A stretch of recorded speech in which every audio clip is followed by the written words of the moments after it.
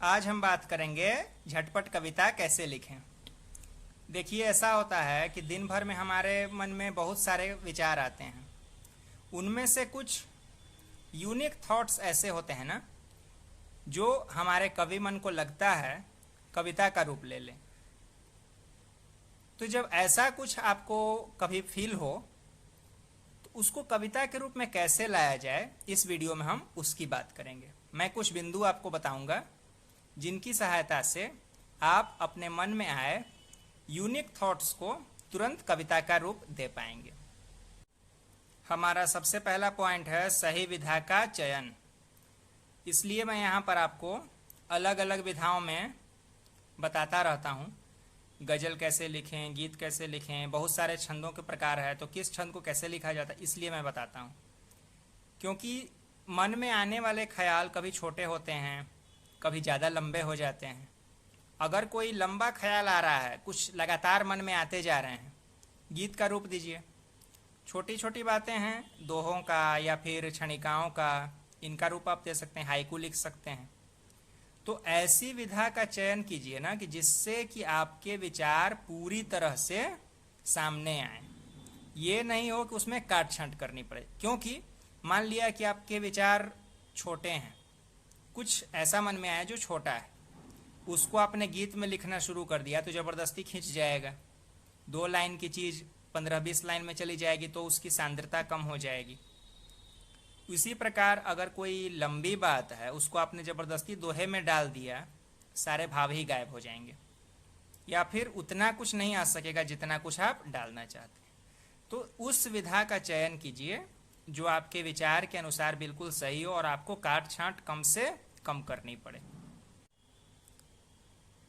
कहीं पर भी आप जाएं तो अपनी कवि वाली नज़र हमेशा खोले रखें। क्योंकि अगर आपकी कविता वाली नज़र खुली रहेगी, कवि मन आपका जागृत रहेगा, हर जगह आपको कविताएं ही कविताएं नजर आएगी। ऐसा मैं इसलिए बता रहा हूँ क्योंकि जैसे घर में किसी एक दरवाजे का खुलना, इसमें ही कितनी सारी कविताएं हो सकती है। आपको सिर्फ कवि वाली नज़र से उसको देखना है। दरवाजे पर एक आहट हुई, उसमें बहुत सारी कविताएं छिपी हुई होती है। तो कविता लिखने के लिए कवि वाली नज़र हमेशा खोल के रखनी चाहिए। अगर आप उसको सामान्य घटना के रूप में लेंगे, कविता नहीं लिख सकेंगे। हमारी तीसरी बात, पेशेवर लेखक की तरह सोचिए। जब भी कविता मन में आए, उसको लिखते समय ये जरूर सोच लीजिए आप उस कविता का करेंगे क्या। सिर्फ फेसबुक या इंस्टाग्राम पर 2 लाइन लिख देने के लिए कोई कविता नहीं लिखनी चाहिए। मैं यही चाहता हूं कि आप सब लोग ऐसे राइटर बने जिनकी रचनाएं बड़े से बड़े अखबार में, बड़ी से बड़ी पत्रिका में छपे। ये नहीं कि सिर्फ लिखा और फेसबुक पर लिख के भेज दिया, किसी को पर्सनली व्हाट्सएप कर दिया। नहीं, मैं चाहता हूं कि आप सभी प्रोफेशनल लेखक की तरह काम करें।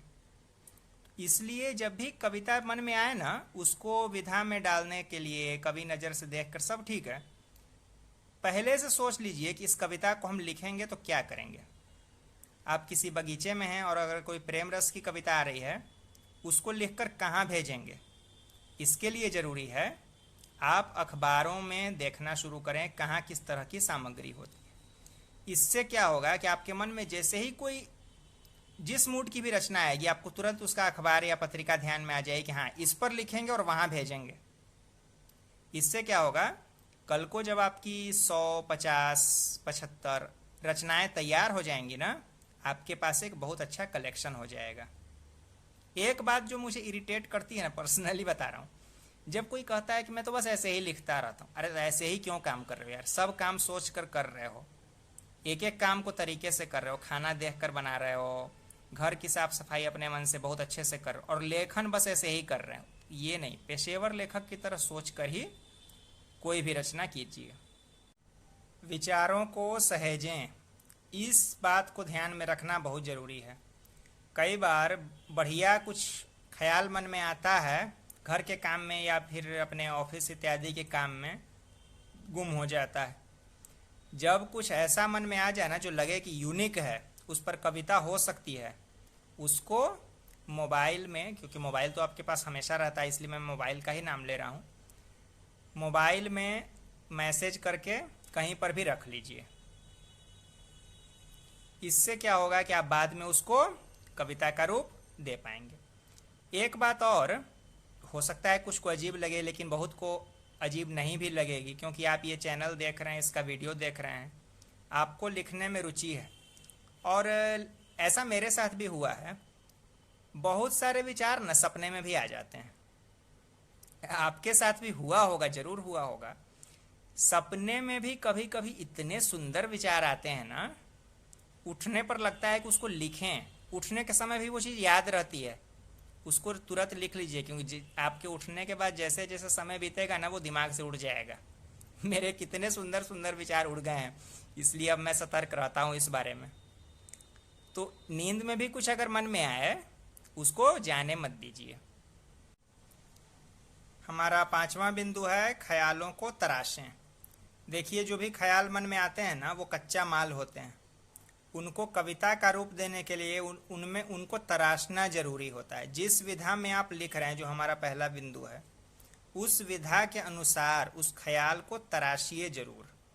ऐसा नहीं हो, क्योंकि देखिए हर विधा का एक फ्लेवर होता है। ऐसा नहीं हो कि लिख रहे हैं दोहा और उसमें फीलिंग अतुकांत वाली आ रही है।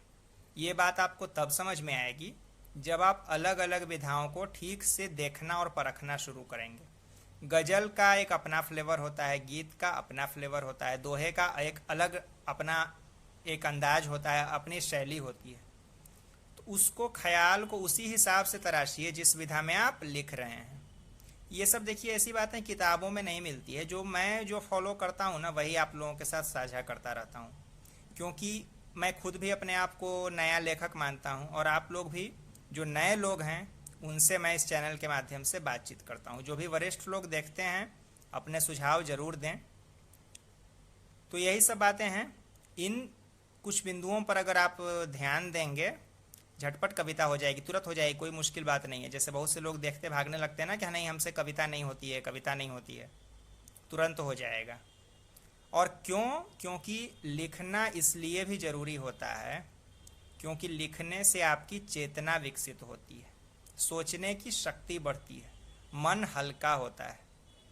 विशेषकर जो लोग अवसाद से, तनाव से, हताशा से जूझ रहे हैं ना, लिखने की आदत डालिए। अगर आप लिखना शुरू करेंगे, देखिए आपका तनाव कितना ज़्यादा कम हो जाएगा। मैंने पहले भी पढ़ा है कि जो लोग डायरी मेंटेन करते हैं, उनकी चेतना काफ़ी विकसित होती है। तो डायरी में लिखें, आप डायरी लेखन करें या फिर कविताओं में लिखें। कविता में लिखने से और ज़्यादा फायदा इसलिए होगा क्योंकि यहाँ पर आपको कोई बंधन नहीं है। आप जितना खुलकर चाहें उतना खुलकर लिख सकते हैं। उसको इस तरह से घुमा कर लिख सकते हैं कि आप अपनी गुप्त से गुप्त बात को लिख लेंगे और वहाँ कोई समझ भी नहीं सकेगा। डायरी में लिखने का मतलब है गोपनीयता कई बार भंग हो जाती है। तो कविता लिखने से यही सब लाभ होता है। इसका मानसिक प्रभाव बहुत ज़्यादा है। शौक है, ज़रूर लिखिए। मिलते हैं अगले वीडियो में फिर किसी नए विषय के साथ।